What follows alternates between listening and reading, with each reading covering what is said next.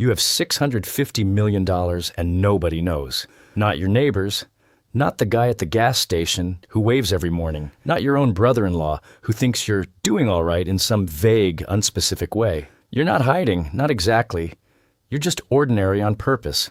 And the strangest part isn't the number. It's how normal a Tuesday still feels when you're carrying it. It didn't arrive with fireworks. It arrived in a folder on a laptop in 12-point font delivered by a woman named Denise, who has done books for small business owners for 2 decades and does not get impressed easily. But before the folder, before Denise, before any of it, there was a break room, a vending machine. A Tuesday you almost don't remember, except that it changed everything that came after it. You were 31, working a maintenance contract job that had you moving between 3 office buildings a week, patching drywall, fixing HVAC units nobody understood, replacing ballasts in flickering fluorescent lights. You were in the break room of the second building on your route, waiting for a coffee that never quite tasted right, when you noticed the vending machine against the wall was out of order. A small handwritten sign taped to the glass. You'd seen it out of order for 11 days straight. Nobody had fixed it. Nobody seemed to care. You asked around, casually, the way you ask about anything that doesn't concern you. Who owns this thing?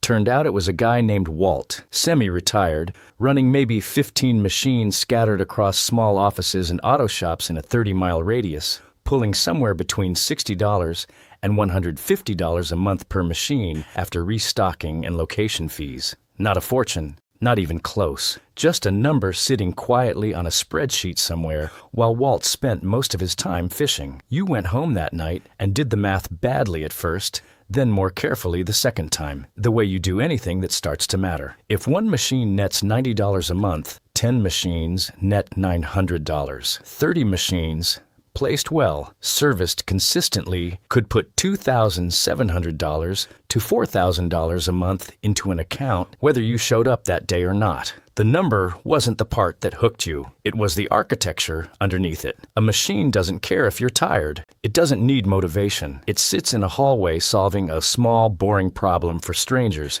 and it pays you every single time somebody's hungry. Your first machine cost $950, used, dented on one corner, purchased from a guy liquidating half his route because his knees couldn't handle the driving anymore. You placed it in the break room of a dental office in exchange for 10% of gross and a handshake. First month, it cleared $170 net. Your cousin made more than that working one Saturday of overtime at the warehouse. Nobody congratulated you. Nobody even knew there was anything to congratulate. But you didn't quit because you weren't looking at the $170. You were looking at what the $170 proved the architecture worked. So you bought a second machine, then a third. Then you started noticing other things the same way. Laundromats. Specifically, the way you'd once noticed that vending machine gathering dust. You learned that a 15-machine coin laundromat in a working-class neighborhood could pull $70,000 to $180,000 a year, and that the ones that failed usually failed on operations, not demand, because people don't stop washing their clothes when the economy gets shaky. That need doesn't negotiate. You bought your first laundromat 4 years later for $52,000. Older machines, functional, 6 years left on the lease. The previous owner, a retired postal worker named Hank, ran the whole operation out of a spiral notebook and a flip phone that still had a cracked screen from 2016. The books were a mess. Underneath the mess, the cash flow was real. First year, it netted $41,000. You didn't celebrate. You used it as a down payment on the next one. This is the part nobody sees. Not the scaling, not the portfolio, not the compounding of a decade of quiet decisions. Just a person doing math at a kitchen table at 11 at night, turning a Tuesday observation into a Wednesday question, into a Thursday purchase, into something that doesn't have a name yet. Your accountant is Denise, 19 years doing books for small operators, contractors, sole proprietors who keep receipts in shoeboxes. She's seen everything. She's not easily rattled. She sits across from you at a folding table in the back office of your fourth laundromat, reads through the folder you handed her, slowly, quietly, and finally looks up and says, "This is the most deliberately boring portfolio she's ever reviewed in 19 years. She means it as mild criticism. You take it as the best compliment you've ever gotten, because that's exactly the point. Not a brand, not a pitch deck, not a mission statement anybody would recognize. Just a quiet stack of assets solving unglamorous problems, generating income every month whether you're watching or not. Inside that folder, 5 coin laundromats across 2 states, pulling roughly $340,000 a year gross, netting around $130,000 after expenses. 2 parking lots bought through county tax auctions. On a Tuesday morning, nobody else bothered attending, together clearing $61,000 a year net with a part-time operator handling day-to-day. 4 billboards on state routes where you don't own the advertising, just the ground underneath it. Leased long-term to ad companies for $900 to $1,600 a month each. And a commercial cleaning company bought from a retiring owner named Frank. 30 years built into something that runs on its own momentum. 14 contracted clients. $1.3 million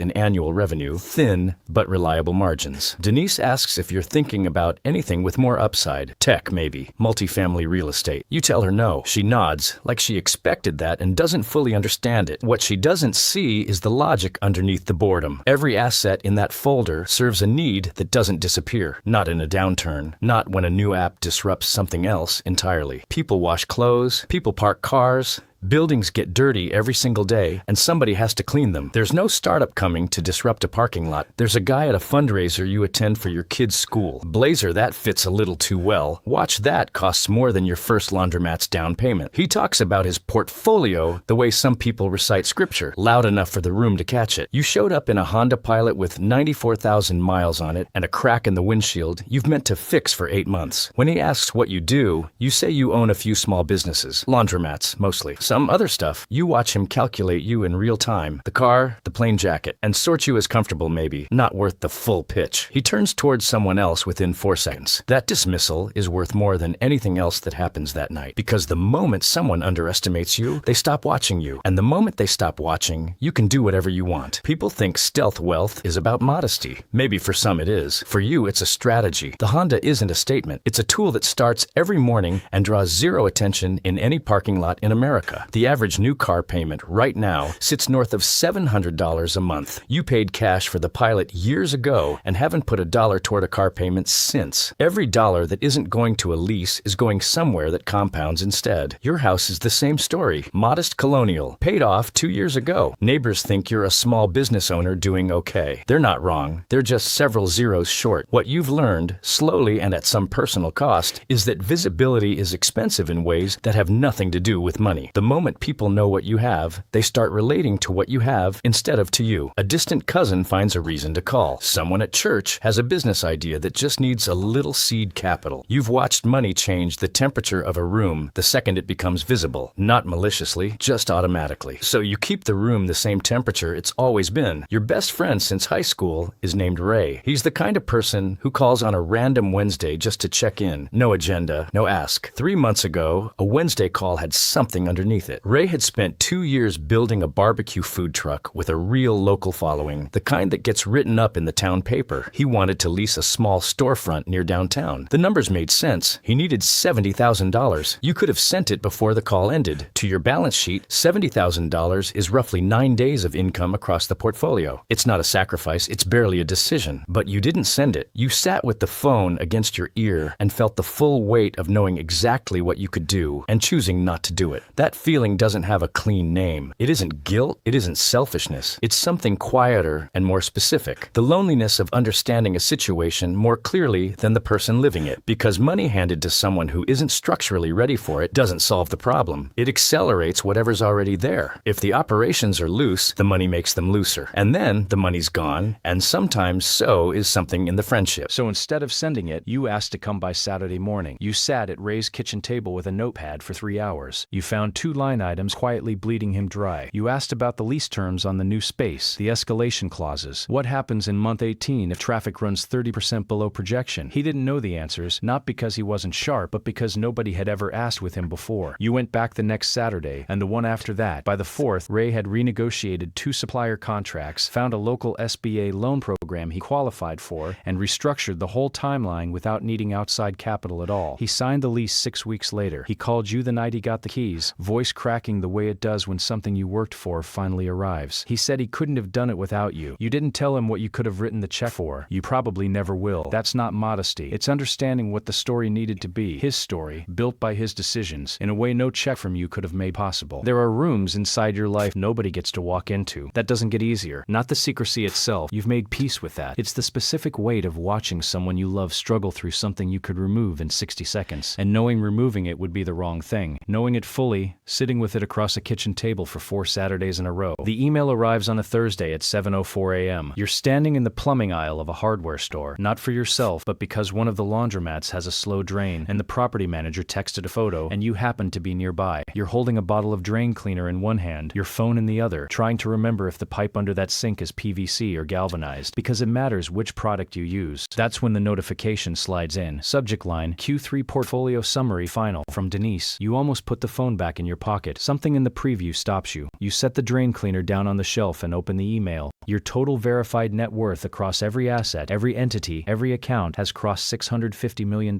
You stand there under fluorescent lights. A forklift somewhere in the back of the store beeps as it reverses. A man in a gray hoodie 2 feet away is comparing prices on copper fittings. Nobody is looking at you. Nobody knows. The store doesn't know. The forklift doesn't know. The number exists in an email on a phone in the hand of a person holding a $6 bottle of drain cleaner, trying to remember what kind of pipe is under a utility sink in a laundromat in a town most people couldn't find on a map. You thought it would feel different. You thought there'd be some shift in the air, some ceremony the world would put on to acknowledge it. Instead, there's just the smell of the hardware store, the low hum of the lights, and a stranger debating between 2 brands of PVC cement. You pay for the drain cleaner in cash. You drive to the laundromat, fix the drain in 14 minutes, and the property manager, the same woman who gave you your very first location years ago, asks if you want a coffee while you're there. You say sure. You sit in a plastic chair by the folding tables, holding a paper cup, and nobody in the room has any idea what just happened on your phone 40 minutes earlier. The portfolio doesn't announce itself. It never has. It just keeps running, quiet and unowned in any way anyone could point to, load after load, machine after machine, while the rest of the world walks past it without looking twice. And somewhere in that quiet is the whole answer to why nobody knows and why you're never planning to tell them. The greatest success isn't always the loudest. Sometimes, it's the life no one notices. Subscribe for more stories.